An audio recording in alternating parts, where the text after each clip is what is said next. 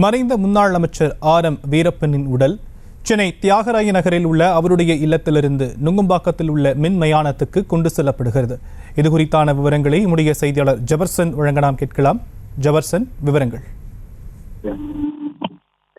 மறைந்த முன்னாள் அமைச்சரும் அரசியல் பழமை வாய்ந்த அரசியல்வாதியுமான ஆர்.எம். வீரப்பன் நேற்று உடல்நல குறைவு காரணமாகவும் அவருடைய வயது மூப்பின் காரணமாகவும் அவர் இயற்கை எய்தினார். இந்த நிலையில்தான் தொடர்ந்து அவரது உடலானது டி.நகரில் உள்ள அவரது இல்லத்தில் பொதுமக்கள் மற்றும் அவருடைய உறவினர்கள் அஞ்சலிக்காக வைக்கப்பட்டிருந்தது. தமிழக முதலமைச்சர், நடிகர் ரஜினிகாந்த், நடிகர் கமலஹாசன் என திரைப்பிரபலங்கள், அரசியல் பிரமுகர்கள் என ஏராளமானோர் நேற்று, அதே போல இன்று காலையும் பலரும் அஞ்சலி செலுத்தினார்கள்.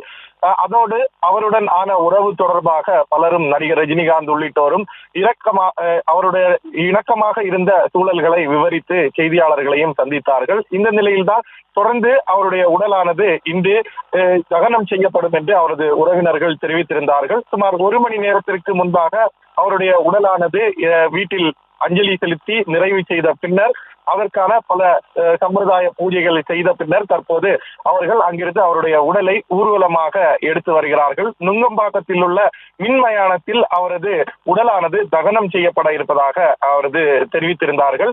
அதன் ஏற்பாடு தான் தற்போது டி.நகரில் இருந்து ஊர்வலமாக அவரது உடலானது வாகனத்தில் எடுத்து வரப்படுகிறது. அவருடைய உறவினர்கள் மற்றும் அவருடைய ஆதரவாளர்கள் பலர் அந்த ஊர்வலத்தில் பங்கேற்றிருக்கிறார்கள்.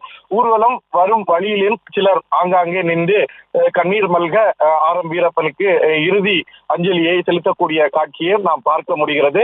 இன்னும் சற்று நேரத்தில் அவருடைய வாகனம் அங்கு நுங்கம்பாக்கத்தில் உள்ள மின்மயானத்தில் வந்து சேர்ந்துவிடும். உடனடியாக அங்கு அவருடைய உடல் தகனம் செய்வதற்கான ஏற்பாடுகளும் செய்யப்பட்டிருக்கிறது. ஷாம், விவரங்களுக்கு நன்றி ஜபர்சன். செய்திகளை உடனுக்குடனும் துல்லியமாகவும் தெரிந்து கொள்ள சப்ஸ்கிரைப் பண்ணுங்க.